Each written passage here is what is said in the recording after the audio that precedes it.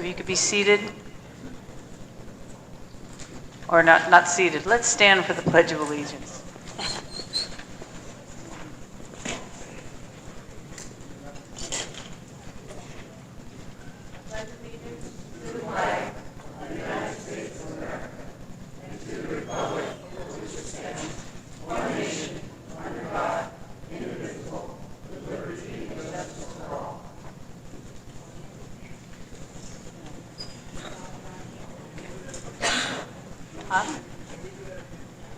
No. Okay. Okay, approval of the agenda for May 23rd. We are going to, there's a little change in what's going to happen. Mason Vale, the director of the Amargosa Conservancy, his wife came down with COVID.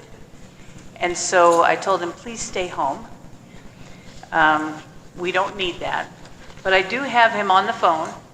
We have a slideshow. And believe me, you'd rather hear from Mason than me, okay? But I'm going to open this up with public comment, general public comment. It's up to a 3-minute time limit per person. Action will not be taken on matters considered during this period until specifically included on an action item, as an action item. If you want to, come up and please state and spell your last name. Okay, seeing no public comment, I'm going to close public comment. And we're going to shut the lights down so you can see. Becca? She's going to be my Vanna.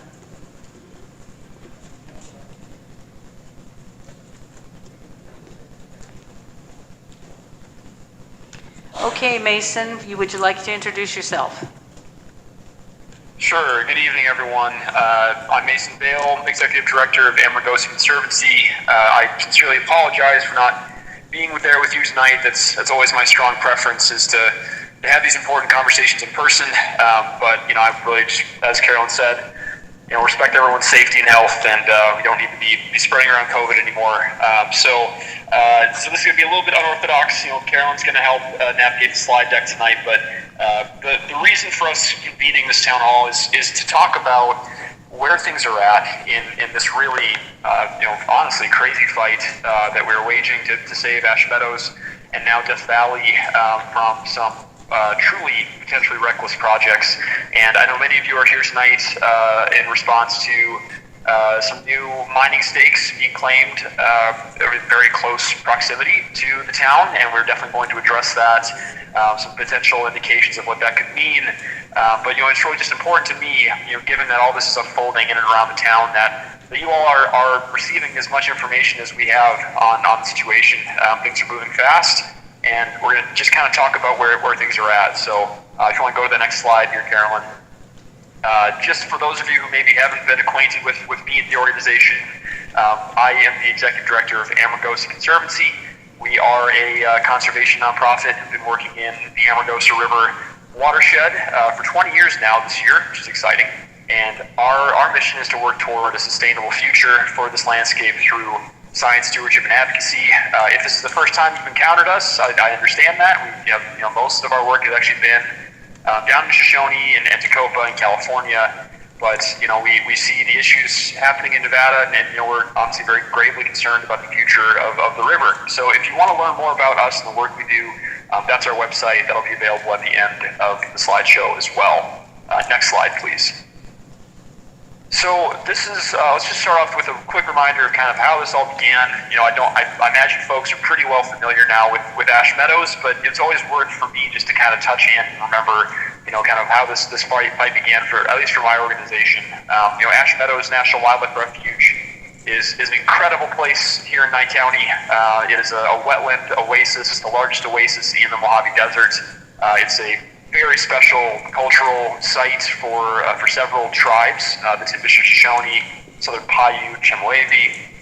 It's been protected as a refuge now for 40 years, dating back in 1984. It's actually the 40th anniversary. We had a celebration event just a few weeks ago, actually, to celebrate the fact that the refuge has been protected for 40 years, and it also has this really special status as a wetland of international importance, and it was actually the 4th wetland in all the United States to get that status. And so again, it's just for me a reminder that this is right here in Nye County. This is right here in Southern Nevada. We have this incredible, world-renowned biodiversity hotspot. There's really no other place like it. And so this is a place that's really near and dear to my heart and to the organization. I know many of you also have a connection with the refuge, and we try as best we can as an organization to really focus on the different threats that could be posed to landscapes like this. Next slide, please, Carolyn. And so this is how this all started. I'm not going to go into really super deep detail here, but I just want folks to kind of be aware of the steps that occurred to kind of bring us to this particular moment. About a year ago, right on now, last May 2023, we came across a project that really lit our hair on fire. A Canadian mining company called Rover Metals pitched this project to the BLM. They called it their Let's Go Lithium project. They wanted to come in and drill 30 boreholes up to 300 feet deep within just a few thousand feet of springs within Ash Meadows National Wildlife Refuge. That middle picture is Fairbanks Spring. It's one of the biggest springs, home to multiple endangered species of fish and pupfish and bass. If you haven't been out to Fairbanks, it's just a short drive down Invite Road off of 373. It's a really great spot, and it's a great place to catch a sunset. So really recommend that. But this project was alarming for all kinds of reasons. We looked at the proximity to the refuge. In a place we know groundwater is quite shallow. Anywhere from 10 feet to 300 feet deep below the surface. We know this is where water's flowing that sustains not only this spring but all the springs in the refuge. And the big fear here was one, that if one of these boreholes went wrong, they drilled down, they hit a pocket of pressurized water. We've actually seen this happen elsewhere in the basin. If you go down to Tacoma and go to Borehole Spring, that spring was created on accident when a company went in to do drilling, and they hit the carbon aquifer at 300 feet, and that has permanently changed how groundwater flows in Tacoma. It actually caused several springs to go dry. We've heard reports of people's water wells are now being impacted. It has permanently changed how water's moving. And so that was our big fear here. If they poke a hole and things go really wrong, we can't put it back together. We don't have the tools to fix changes to how groundwater's flowing. So if that happened, we were really worried about impacts both to the refuge and to the town of Amargosa Valley. Could be, really, really devastating. And this is honestly the first step towards what could be the creation of an open pit mine of some scale. If you want to go to the next slide here, Carolyn. This is a map of that first project proposal. You can see the refuge, those kind of graded areas, the orange and the purple, those are areas of critical environmental concern. This project was proposed on BLM land, and those red dots represent where the boreholes would have been drilled. So you can see just how bad this looks on paper. It looked even worse on the ground. And so, we had a very short window to engage here. The company tried to do this quickly, quietly. This was never going to have to go through any kind of environmental review process. They were hoping to get this done before anyone noticed. And you know what? Thankfully, we noticed. And thankfully, everyone really leapt into action really quickly. In a period of just a few months, we had 1,500 people send letters. We rallied a coalition of nonprofits to really engage on this. My organization actually litigated. We sued the BLM over their handling of this. We didn't know it would be successful, but thankfully, after a lot of public pressure and pending litigation, actually, if you want to go to the next slide really quick, put a pin in that. This is actually a map showing what that open pit mine could look like in the future if Rover got their way. It actually is drawn to extend into the refuge, so whoever drew this drew it really poorly. But we're talking a number. Mason, yes, Carolyn. We have a problem. Yes. We lost connection to the internet, so we're trying to reconnect. We Okay. lost the pictures. No problem. Okay. No problem. Well, I can just kind of just describe this. Go ahead. So they had put a map on their website showing what an open pit mine could look like in this region. We're talking an open pit of several square miles, maybe up to 300 feet in depth, in an area where groundwater is proven to flow, at quite shallow depths. So this is what their ultimate desire was, and thankfully, on July 19th, really unexpectedly, the BLM revoked their approval of that project. They kind of acknowledged that this was not handled correctly. This had significant potential impact on the refuge. And so they required the mining company to go through a much lengthier process, put together a full plan of operations, which is a more sophisticated document, really telling us a lot more of what they had in mind. And that was going to get us an environmental review. And this was really important to me personally, because this was going to give the community a chance to actually provide comments. You know, it gives really a chance for you as residents to get involved in the process and really tell the BLM what they need to consider.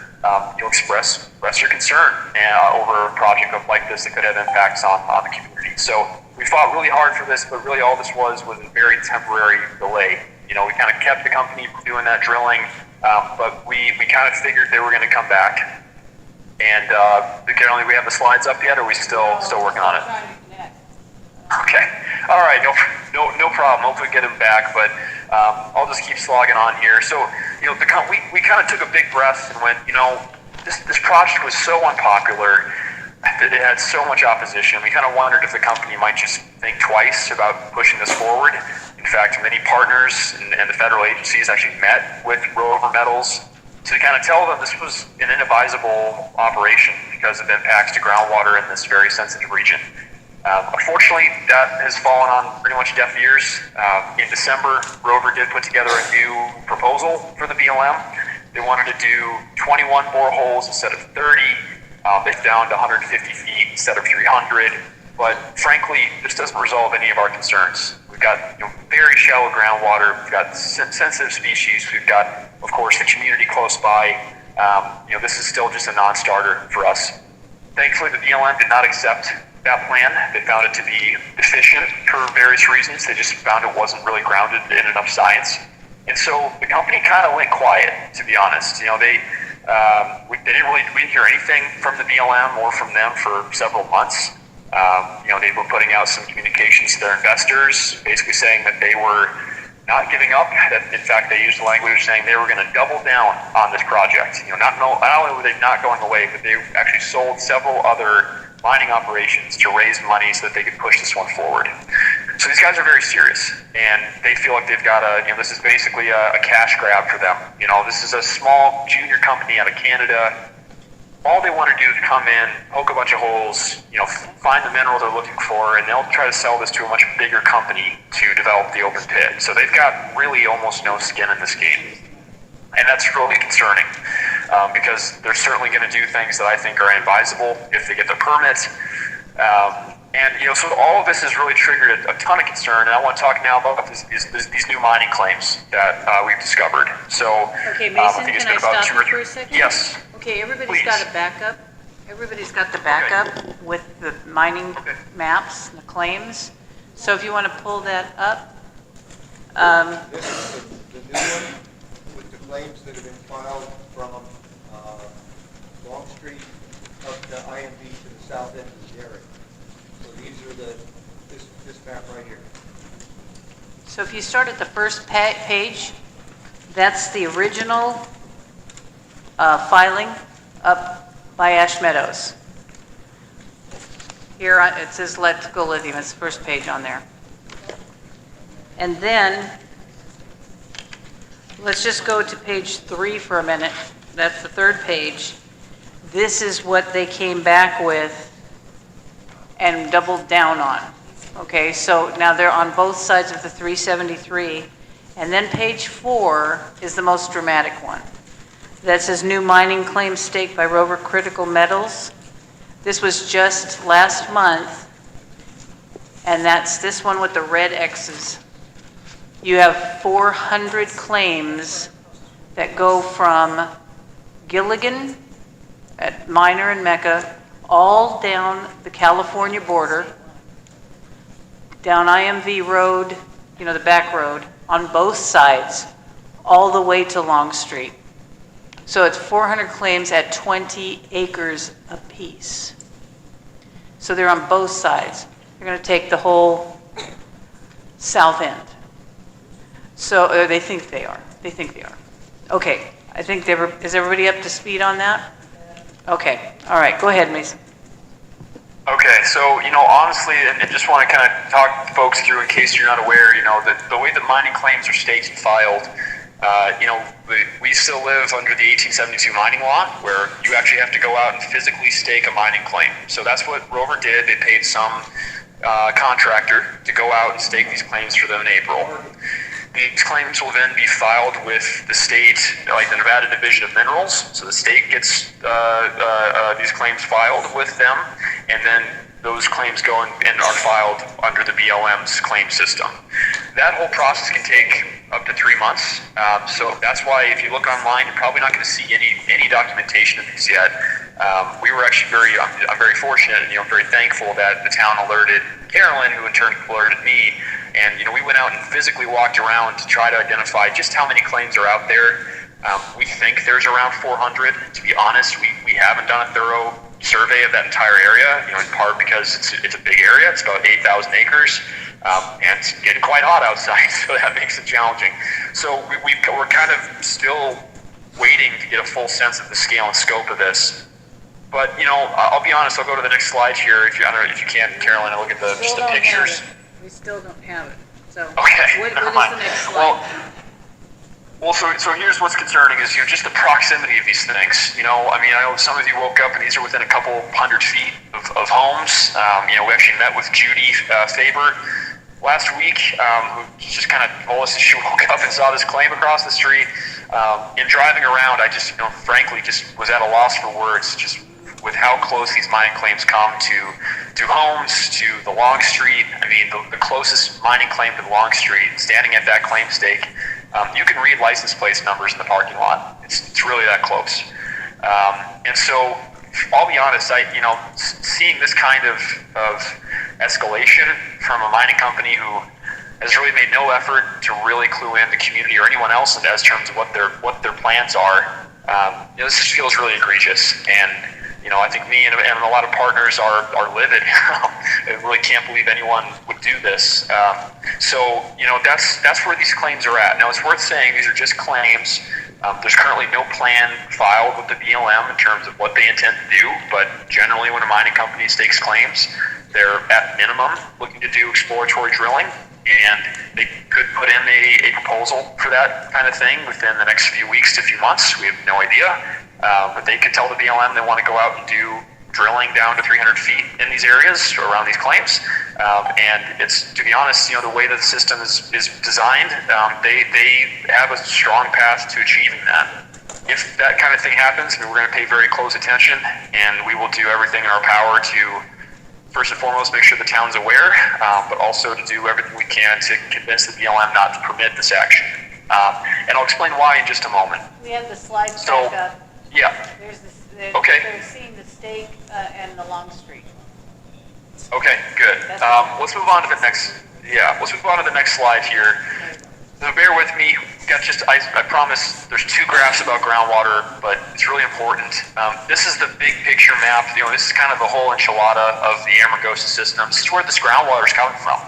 It's coming all the way up from almost the Paranagit Range, north of Las Vegas. If you know where that is. Heck of a long way up there. We've got water flowing from Beatty, from the Yucca Mountain region. Ash Meadows is this really amazing mixing area where we have these different sources of water converging, and of course Amargosa Valley shares that water. The water continues on though west into Death Valley National Park. It's hard to imagine, but we've got water flowing below the Funeral Mountains, west of town, and that is what sustains those springs around Furnace Creek in Death Valley. And we have the Timbisha-Shoshone tribe has reservation lands at Furnace Creek. They have a village there. This is where they get their groundwater. It's from the same place. Next slide, please. Again, I promise. Last graph here. I know these are technical. I don't love them, but this really shows that we have this basin fill flow path and the deep carbonate flow path. Those blue arrows.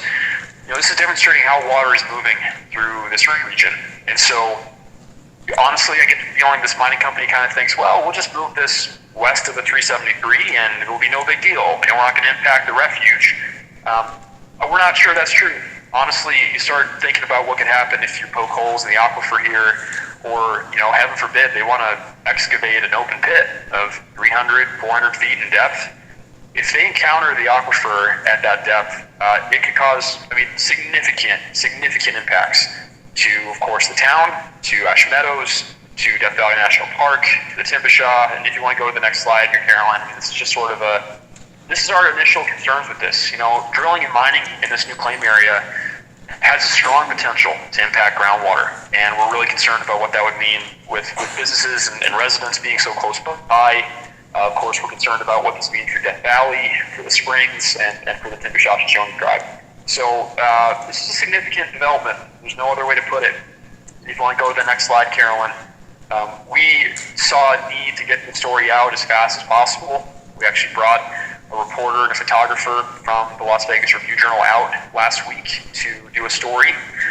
We met with some folks from the community, including Judy. Thank you so much for talking with us. If you haven't read the story yet, ask Carolyn, or you can also email me. We want to make sure you can get it. It does a really great job, I think, of really outlining what this means in the grand scheme of this fight and the concerns we have over groundwater impacts. So really encourage you to read that if you have a chance to. I promise I'm almost done here. I want to talk about sort of, what can we do about this, right? I'll be honest, it's going to be really challenging to stop. If Rover wants to do exploratory drilling in this area, I mean, we're going to do everything we can, but frankly, just the law and the regulations are not really on our side to be able to stop that. Generally speaking, the BLM has a tough time denying exploratory drilling permits. It's not impossible, and I promise we're going to do everything we can to see that this isn't conducted this way. But this is where we've been talking for the last, 8 months or so about the need for a mineral withdrawal in this region. And for folks that haven't really been attending the previous meetings, or maybe this is a new term, what a mineral withdrawal is a process through which a defined area of BLM lands, in this case, is either temporarily or permanently withdrawn from new mining entry, meaning that no one can come and stake new claims in this area. And this is typically an action done to protect, important values, environmental, cultural, recreational. This does not have impact on existing valid rights. So I want to make sure that's crystal clear. So existing mining operations are not affected by this action. This is really just a means to hit the pause button and say, you know what, this is a sensitive region. We've got flowing groundwater.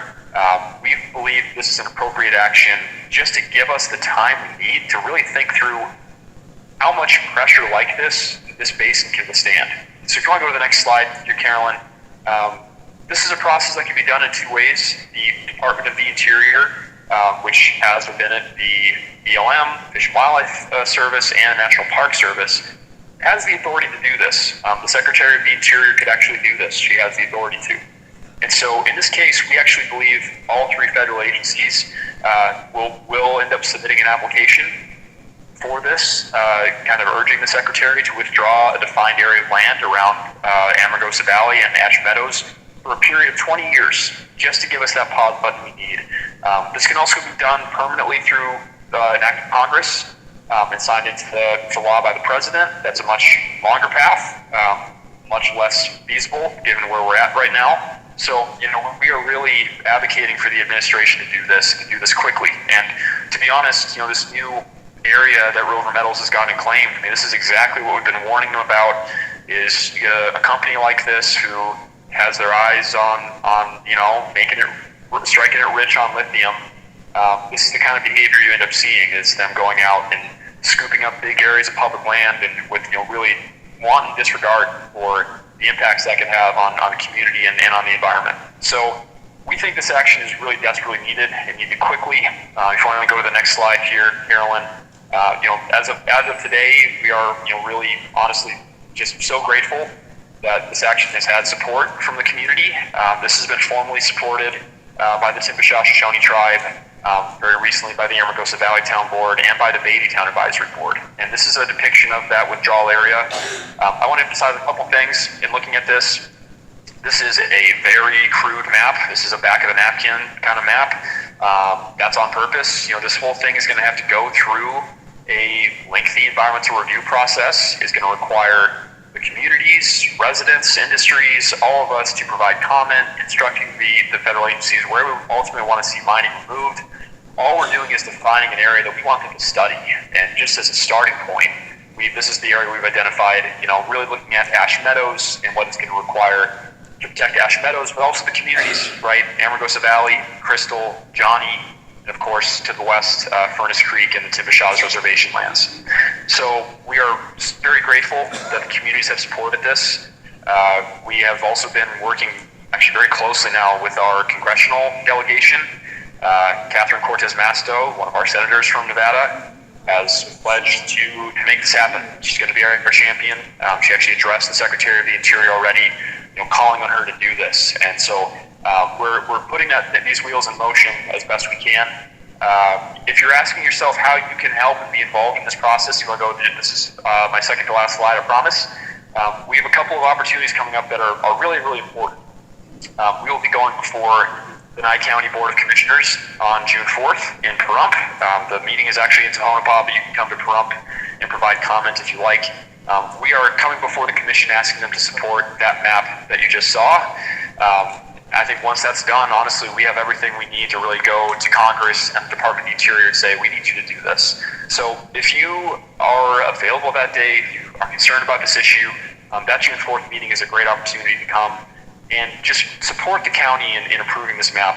It's really important, and the sooner we get this in motion, the less risk we have of Royal Metals or any other kind of mining company coming in and continuing just to stake claims in this region.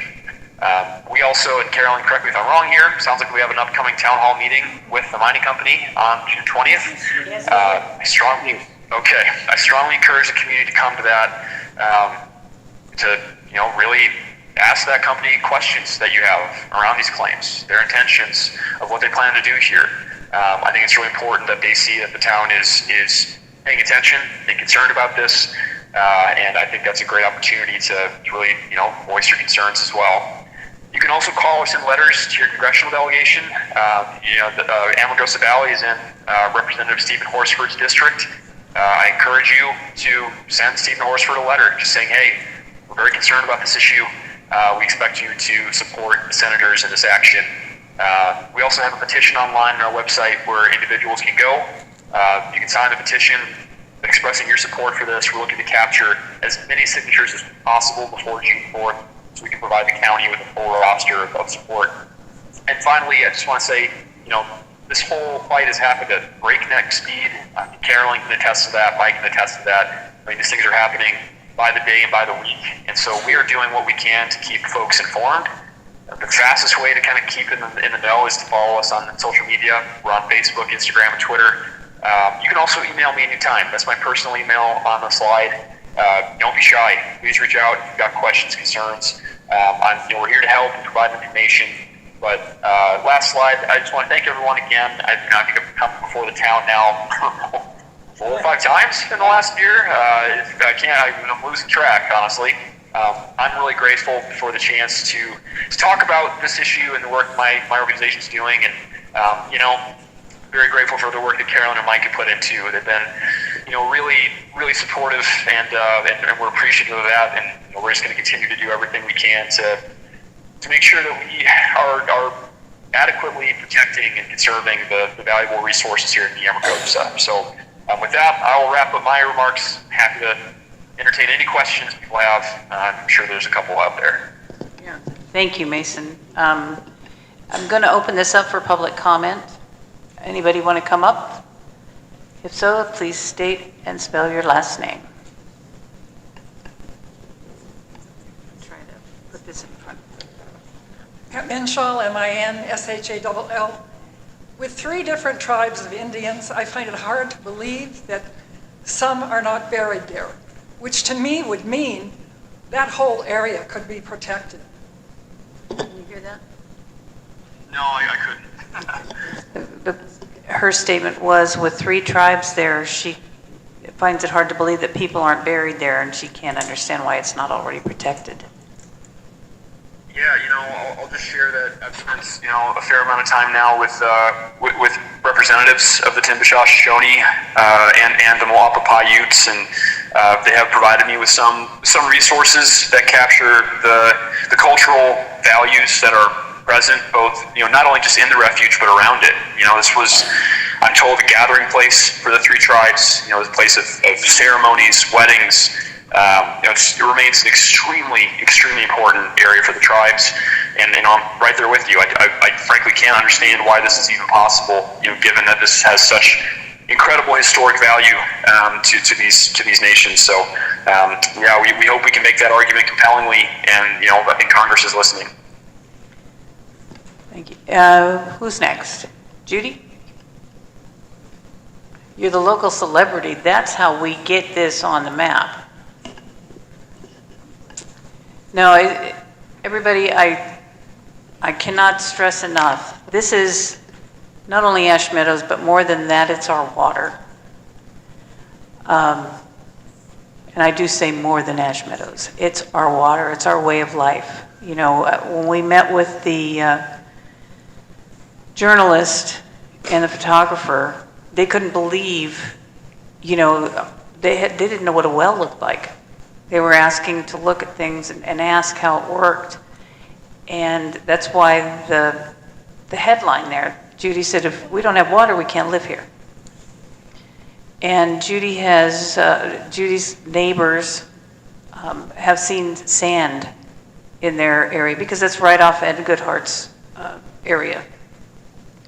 So we were already seeing, I know this by the senior center, they've had a lot of wells have to be re-drilled, go deeper.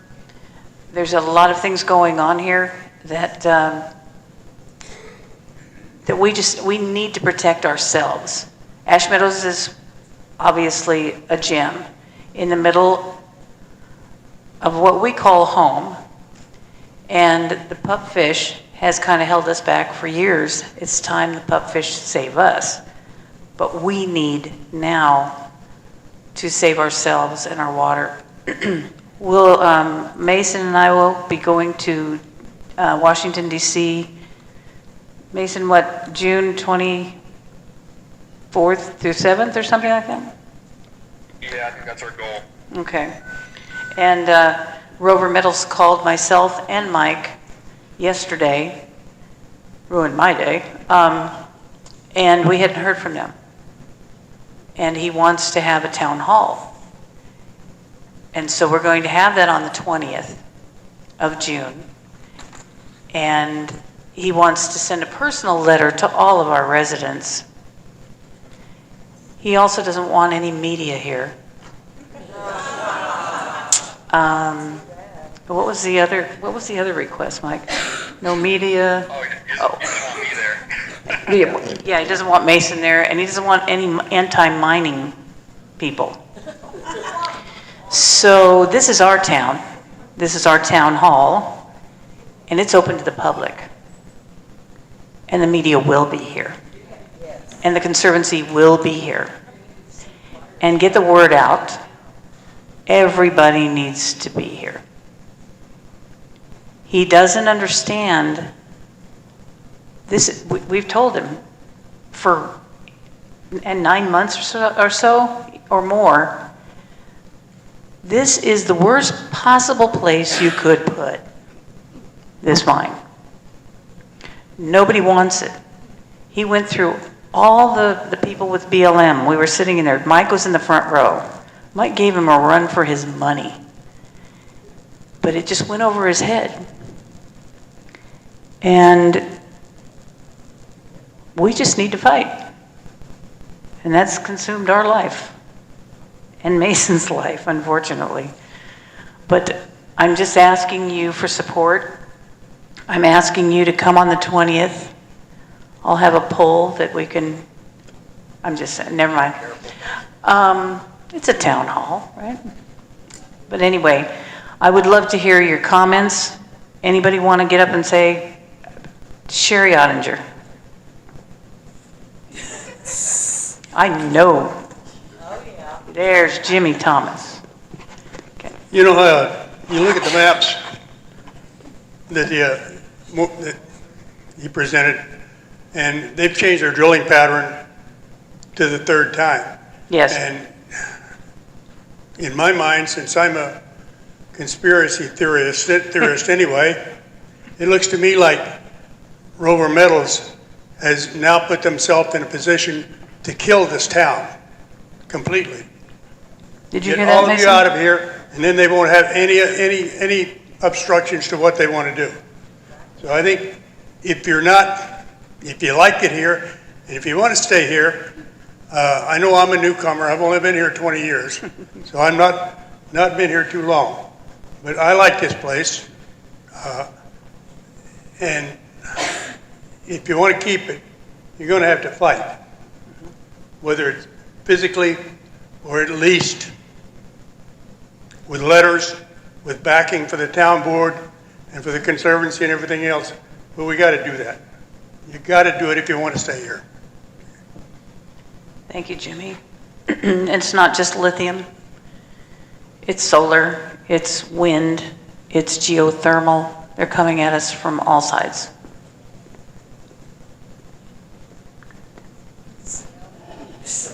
Dave Hall for the record. I'd like to come at Dave, this. spell your last name, please.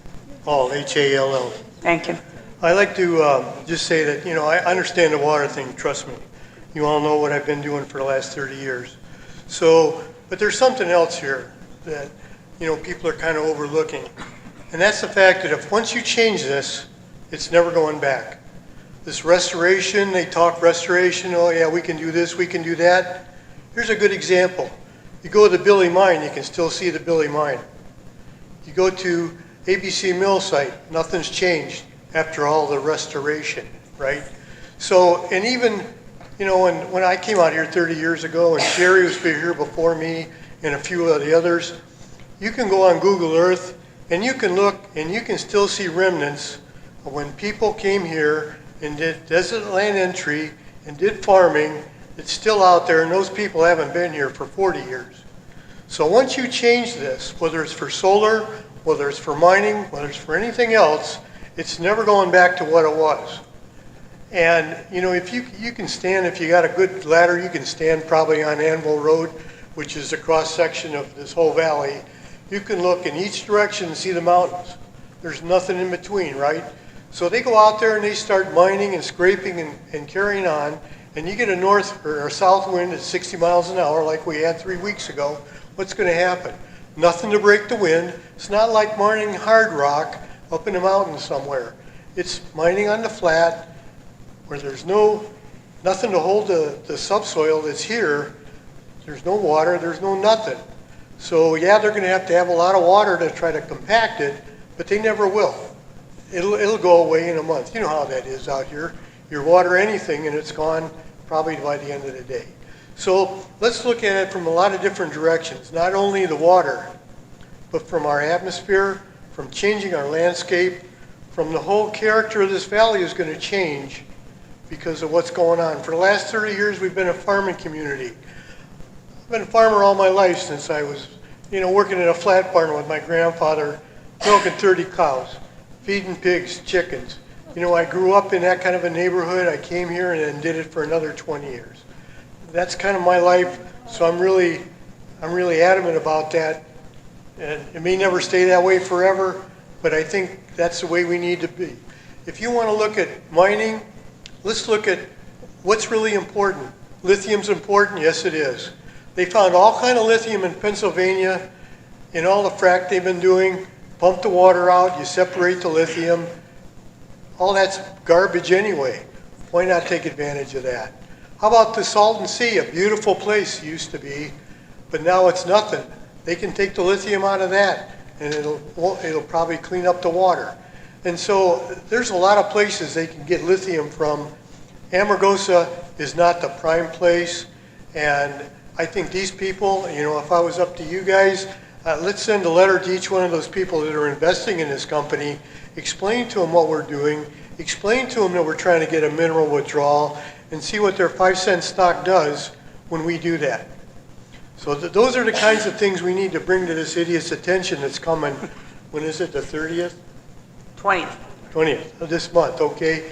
Make sure those people know what we know. We're not just sitting back. We know how they operate, what they're trying to do, and at the end of the day, they're just going to sell their mining claims to a real mining company if one will ever pick this up and try to do something with it. So, there's a lot of stuff out there. Water's really super important. It's been important the whole time I've been here. But there's our whole way of life, our whole character of our valley. We're going to have the issues with the solar panels, and I don't know how, that's all going to end up. But this mining thing doesn't need to even be addressed here in this valley. There's just a lot better places to do it, and we just need to create a lot of heartburn for this gentleman that will be here. I cleaned that up. This gentleman will be here on the 20th. So I agree with Carolyn. You know, bring all your friends and neighbors. Let's really sit down and make sure he understands. And you know that the press is welcome. Anybody's welcome. Anti-mining people. You know, I'm not anti-mining at all myself, and neither are a lot of you. It's just there's a time and place for everything. And you know, there was a quote by Mr. Einstein, and he said, "Energy can never be created or destroyed." And it just changes shape. And every time they go to mine and try to create energy or storage or whatever, they're using more energy or creating a different kind of energy. So at the end of the day, you got to have some balance in this whole life and everything we do. Unfortunately, politics and money get in the way of, you know, common sense and balance. And I think that causes the rural people in Nevada a lot of heartache. So that's just my opinion. Thanks for listening to me. Thank you, Dave.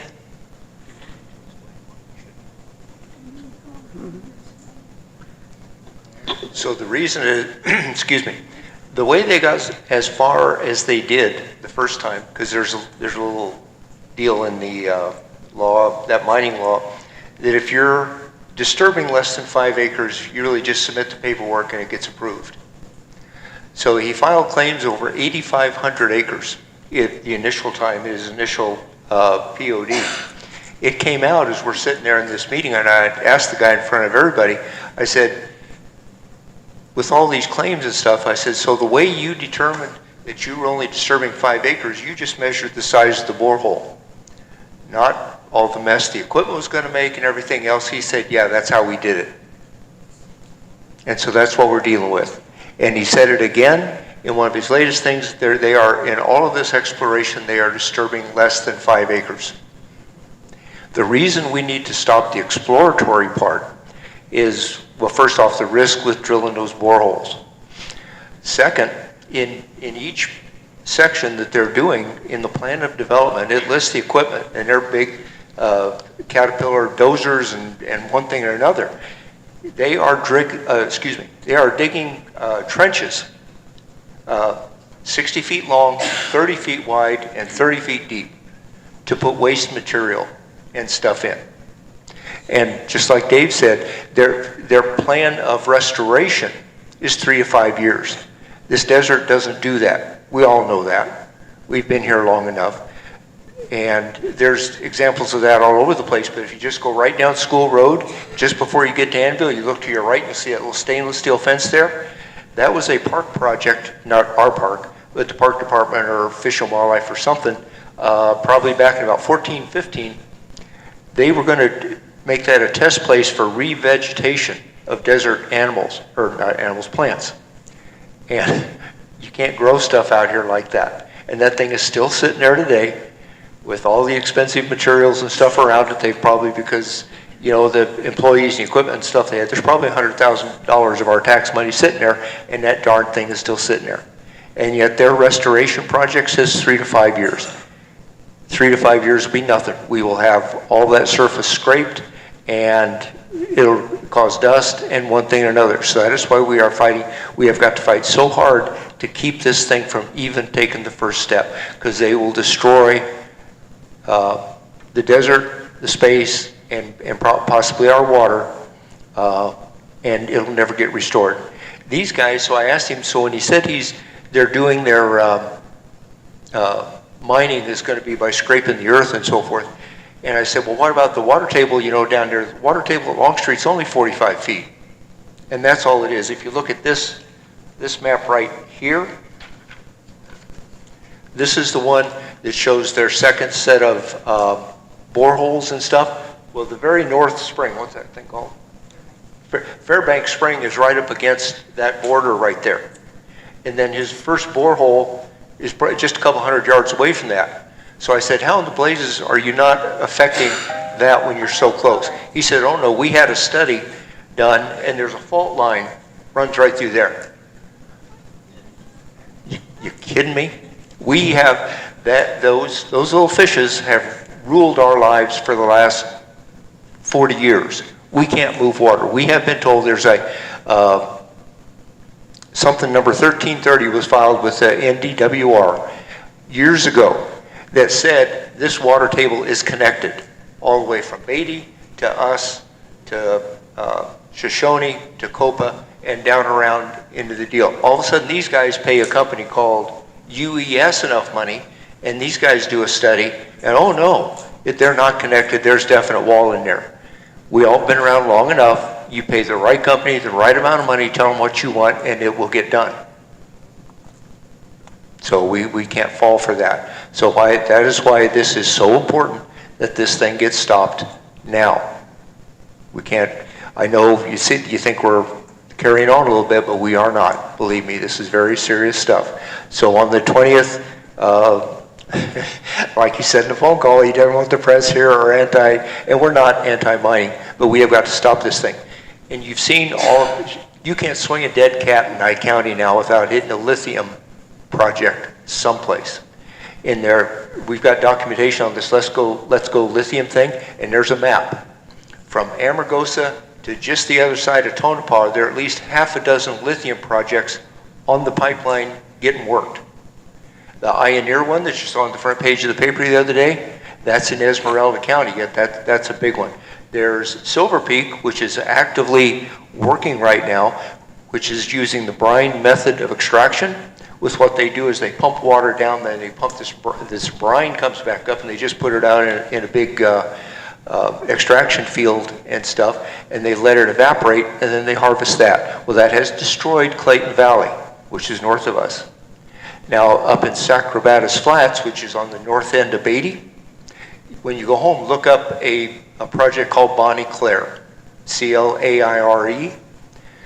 They are claiming that they have done their studies and that is the third largest lithium deposit in the world, 90 miles from here, on top of our water table. 185 million tons, and if you research how much water does it take to produce 1 ton of lithium, 500,000 gallons of water to produce 1 ton of usable lithium. And they are using, up in there, they are going to use the brine extraction method also. And so I've got the project outline stuff in the office in there. They are taking a space 280 feet in diameter, one big circle. They are drilling 23 wells down 2,300 to 2,500 feet in this area. Then they're coming in from the side, and they are going to pump some sort of liquid, something, down into that and push it up. That's the brine extraction method. And then they will literally create a waste field, the whole bunch of Sacrobatus Flats up there. So we don't need that. Everybody we have talked to, this is a relatively small deposit, low grade project here. They don't need us.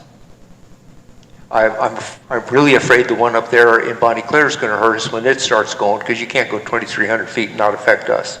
We know something's going to happen, but what are we going to do?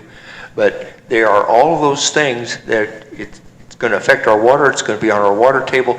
There are lithium deposits within 90 miles of here that are far more viable than ours is. So anything we can do to put the kibosh on this thing, we have got to stay involved. Please. What about the dust? Sherry, come on up here.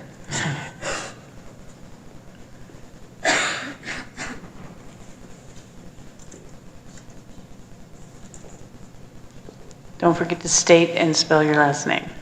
Sherry Ottinger, Oettinger.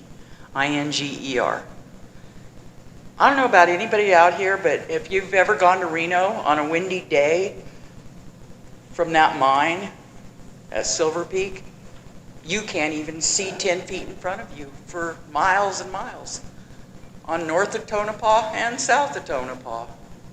Half the dust we get is still when the wind blows really bad up there. And I want to talk about why the Indians haven't gotten involved when Long Street, if you just walk out of Long Street and there are dirt roads right there, you can find artifacts. And you can find those artifacts all the way up to every place they want to do these lithium mines. And I wondered why, a while back, all the trees burnt down out there. It blew my mind. It was like the last thing I saw was guys out there looking at their sticks, and I drove by, and they all stopped what they're doing and watched me go on by. How did it burn down all of a sudden? And there was a distinct line where the dirt road goes through where this is completely burned, all the places they want to put these mines, and the rest that isn't, is not burned at all. You can go out there and see for yourselves. But as far as the artifacts, I think you need to get some more Indians on this. Well, we have the tribes. We have them with us. I mean, it's just, the mining laws are so antiquated. It's just crazy. And we all know, I cut across the dirt road, I don't know, about 34 years ago to go across there. 34 years ago, and you can still see where I made that road by one trip across the desert. So I can imagine even going out to drilling. My neighbor one day, he decided he was going to scrape his property next to ours. And you know our property's 8 inches taller than his now?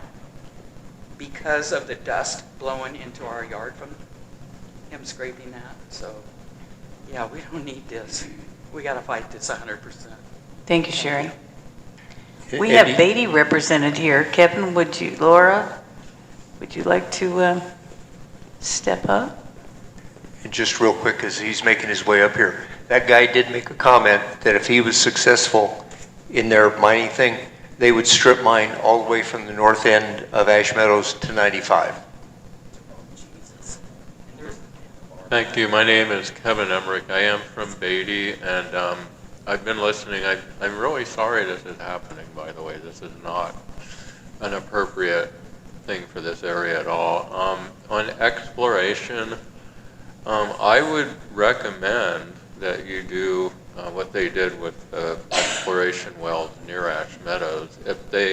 On these new wells, if they decide they want to bring rigs in here, like immediately ask the Bureau of Land Management for an environmental assessment so you can make comments. Because what they'll do is, if it's anything like the exploration for minerals up near Beatty, they're going to do this 24/7. And so if that's near your houses, they'll have lights on all night. And it'll be very loud. And it will annoy you, because we've had it not far from our place up there. And we've just seen the lights all night. It's been very frustrating. We get with the BLM, and you know, this shouldn't be happening at all, but if it's hard to stop and they bring some rigs out here, tell the BLM to really regulate it to the point where they have to pay a lot of money. Just try to mitigate them away, scare them away. But there's also a big gold mine going up in Beatty that's going to use a lot of water too. And I'll come up and tell you about that a little bit. I mean, a lot. So there's a lot of demands for the water. And like I say, I'm sorry this is happening. I hope it can be stopped. So. Thank you, Kevin. Yeah, the gold mines we're sending water supposedly up there, not us, but the people with the water rights, 5,000 acre feet at a time. And we just, thank you. Thank you very much. Is there anybody else for public comment? Becca. Rebecca Lucas, LUCAS. So I see this stuff come across my desk left and right. Obviously, being in the town office, gets to them, it hits me, and then I give it to all of you guys. And I kind of agree with Jimmy Thomas's statement of, it seems like the harder we fight, the closer they put these claims to our houses. So the only thing I have to say is we need to fight harder. We need to put the pressure on them like they're putting the pressure on us. It feels like they're trying to scare us so that there's nothing in their way, and we just need to show them that we're not going anywhere. That this is our home, and it's been our home, and it will stay our home. That's all I have to say. Thank you, Becca. Brenda, do you have anything? Just that, Oh, I know. Let me turn it up too. It's just that we need to be unified in this, but not only you, people who are not here, you need to tell them to come on the 20th. Because we need as much visual representation of Amargosa as we can get. You send out flyers? Yeah, we need to send out flyers, not every We will. This just happened today. I mean, we set that date today. And I want to thank Mason because he slipped it in the presentation. I mean, 2 hours ago we knew this. Sara?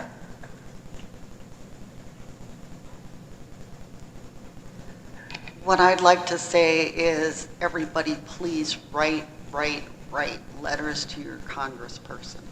And the other thing is, the desert is the most fragile ecosystem that we have in this world, because it takes so long for it to get back to its regular state. So it's a beautiful, wondrous thing. And I hope and pray to God that we can fight this so that we don't lose it. Those contact information or something else that should be on the flyer as well. Anybody can write a letter. Yeah, we will have all of that for you, for sure. Mike? You're done? Okay. Well, everybody, I want to thank you. I'm going to ask Mason if there's anything he would like to add. Mason? Just want to say thank you. I mean, honestly, I said it already, but I can't tell you how grateful I am for, especially Carolyn and Mike. These people are working really hard. Everybody trying to stay on top of not just this, but the solar and all these other interests in the valley. And I see a huge opportunity if we're able to pull together and really try to talk about what life needs to look like in this valley for the long run.